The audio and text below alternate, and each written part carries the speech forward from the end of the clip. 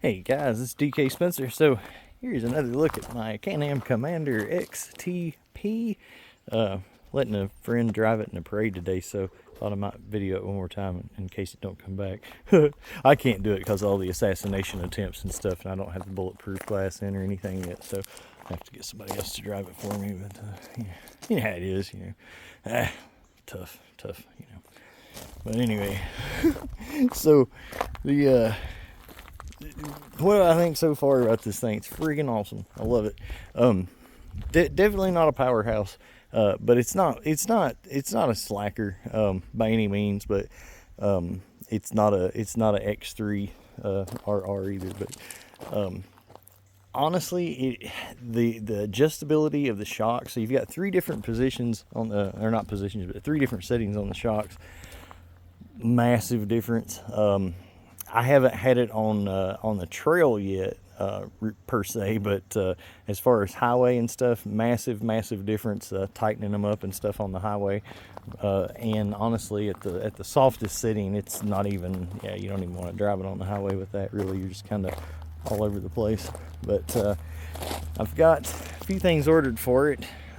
Tinted back window, a glass front windshield. I went with one of the, I didn't go with the Can-Am one. I went with the aftermarket that's got vents in it for that specific reason.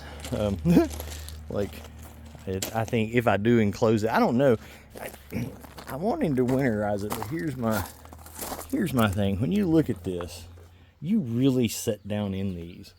Like the Ranger, you know, it's like a golf cart. But this, you know, you're pretty much just your shoulders sticking up. Now, granted, on a four-seater, you get all this stuff back here or whatever. But I think if you had and I've got the heater coming, but I think if I position the heater, you know, well, and I ordered the extra kit, but I'll probably put all the ducts in the front and just not worry about, you know, people in the back seat during the wintertime. Yeah. We'll see. But anyway, I think with all of the ducts up in here, as you know, deep down as you are, if it's just, you know, moderately cold, I don't think it'd be too bad. That'd definitely knock the chill off. But I'd rather not have to put the enclosed everything if I can get away with it. But yeah, whatever. So this is just a rambling video, whatever. Gas mileage sucks compared to the Ranger, but I don't know what to tell you on that. I don't think gas mileage matters on these things. I love the fact that it's got a gated shifter. That is one of the biggest things I hate about the Ranger. Anything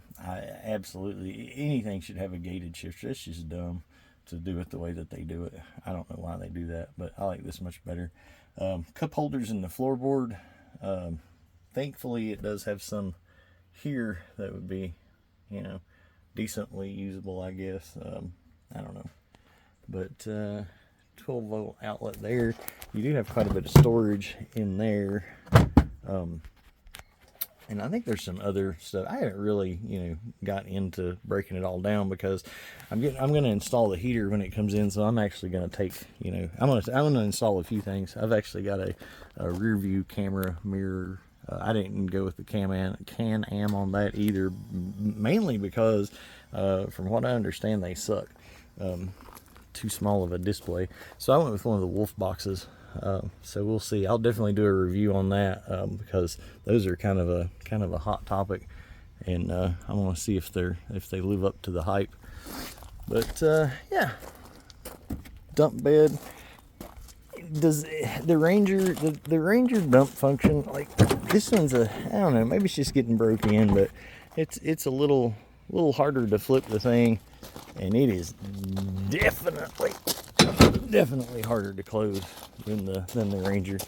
But that leads me to believe it might assist with the dumping a little better if you did have a heavy load or whatever. I don't foresee me using the dump bed on it very often, but I'll use the bed, but probably not the dump function, because I doubt I'm going to be piling it full of gravels or gravel. Either way.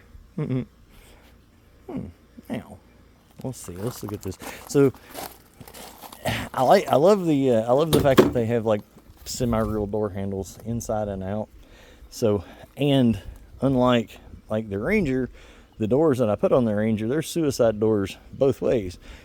Well, it kind of sucks. This one has suicide doors the right way. Like that's the point, you know? Like boom, everything's open and out of the way. Yeah. So if they both go the same way, it kind of defeats the purpose.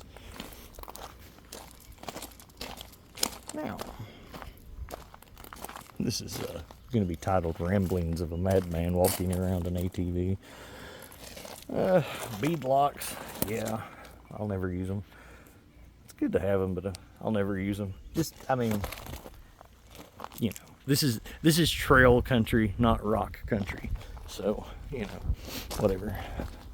BRP. Has to be the coolest sounding friggin' engine though. Love it. Love the friggin' engine. Every time I go up to my mom and dad's, my dad says, man, that thing sounds cool. Alright, so Commander XTP. Sorry, Abingdon equipment. I had to take the stickers off just cause. But yeah. So headlights. This is kind of how I sum it up. If you're on low beam, it's kind of like high beams on a car. If you're on high beams, it's like off-road lights. So really good lights, but probably if you were going to highway it, you would probably have to tone her down a little bit. So yeah. Wonder why that's already faded. Weird. Huh. All right, so glad we had this talk. Yeah.